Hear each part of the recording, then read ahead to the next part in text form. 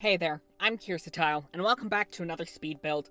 We are continuing on my building houses based on the colors that my friends give me in a challenge that I accidentally screwed myself over with entirely series. So this one was given to me by Coyote. The original color was Lilac, which, great. Lilac is actually my favorite color. You'd think I'd be able to do a lot with the color Lilac. The Sims team has other ideas, apparently, because while they have quite a few purples in wallpaper, they have dick all for lilac in things like floor tiles, in roofing, in fences, in wall trims, all that stuff. So while I had quite a few wallpaper options to go off of, not many tiles, not many floors, no roof tiles in lilac, no fences in lilac. So with his permission to alter this challenge and his color slightly, I went with lilac with sort of a cream and white accent color. I didn't really stick to the cream so much because they also don't really have great selections of cream. They mostly have sort of a whitish beigey type thing that isn't really a cream. Or pure white, so I went as close as I could, but it is predominantly lilac, and I actually went with a bit of a bigger build than I have with the last colors with this one, in the fact that it also has a child's room. I think I put, a child's room for twins in the aqua one, but this one also has a bit of a larger living room, more of a larger kitchen, all that fun stuff. I actually had some fun with this one because, as I said, lilac's my favorite color. I've been kind of on a Mediterranean building style kick lately, so I tried to go with a slightly more Moroccan feel with this one. I don't think I succeeded. In retrospect, lilac probably wasn't the best color to go for that with, when that was my only color to work with. But as a build in general, I feel like I did a fairly decent job. It's got some personality to it. I really like the stained windows I have out front, just, pat myself on the back there. And I really kind of like the entry archway I've done.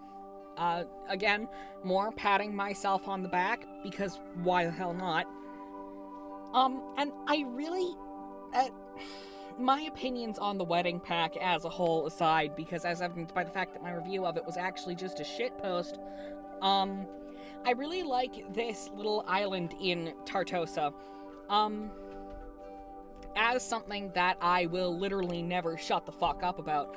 I went to Italy in, when was it? 2017. And that was an absolutely great experience, and I really like the vibes that this world gives off. It really does remind me of, like, my trip to Italy, and especially my time on the island of Capri. Now, I know the Mediterranean is more than just Italy, but I've never been those places. This pack kind of hits a more, personal and fond experience than some of the others, because I've never really been most of the places that the other pack worlds were based off of, so I just whatever the fuck point I'm trying to make here, because, well, I have actually been out of Canada quite a few times. It's mostly been to the United States, because my father is an American, and when I was younger, I would go visit him and my grandparents quite a lot, after I moved back to Canada with my mom in 2004, I think it was? Yeah.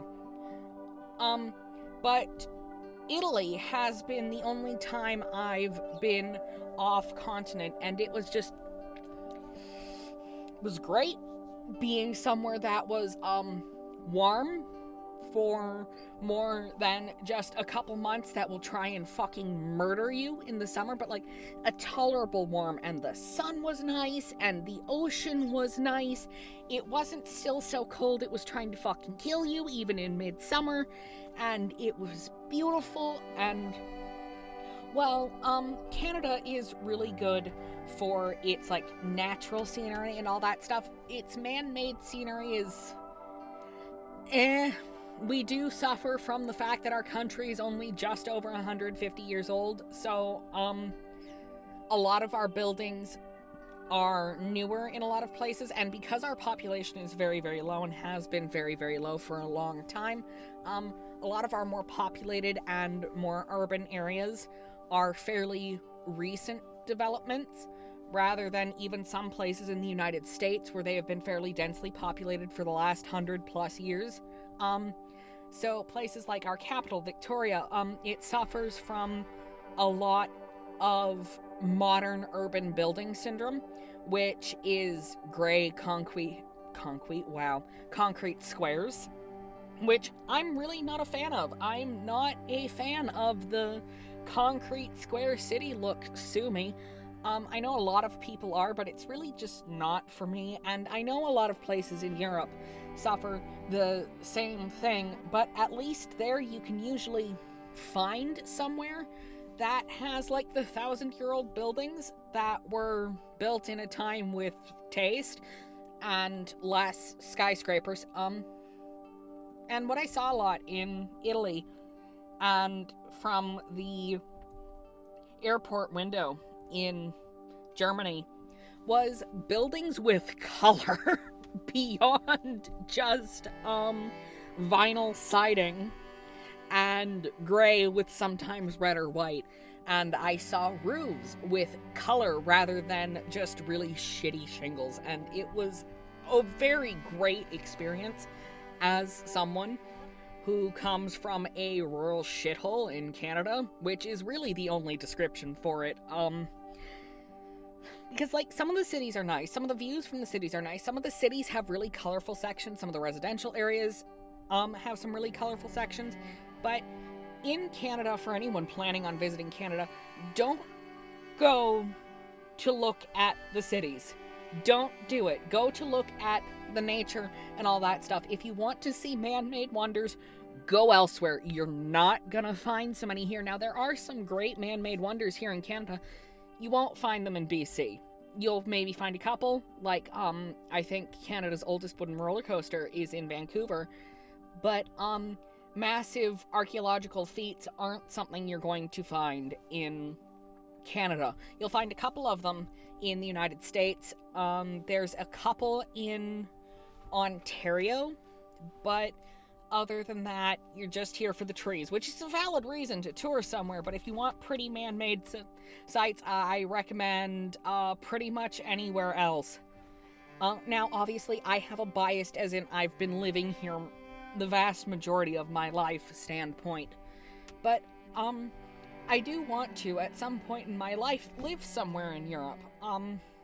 Maybe not Italy, but somewhere in Europe, because I do enjoy a nice combination of natural beauty and man-made beauty. And again, I know that you will find a lot of quote-unquote uglier cities, etc., in lots of places in Europe, but I distinctly remember going to Naples, Italy, and my tour guide was talking about how it was kind of a crappier city compared to other cities like Rome and Florence and Venice, and how she, at the very least, I don't know about Italians as a whole, kind of viewed it as more of a ghetto and a dingier place. It was absolutely beautiful. The view was incredible. A lot of the buildings were incredible.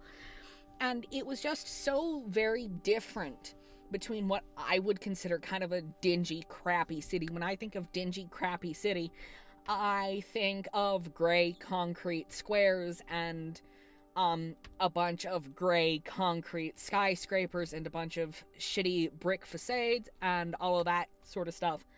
Whereas, yeah, there were a couple buildings that fit the gray concrete square, but it was a couple gray concrete squares in a bunch of beautiful older buildings from what I was seeing. And I get it was a tour that was designed to showcase the better stuff, but I don't know. But what I do know is that this speed build is coming to an end, so I'll shut up now. And as always, I hope you all enjoyed, and I will see you in the next one.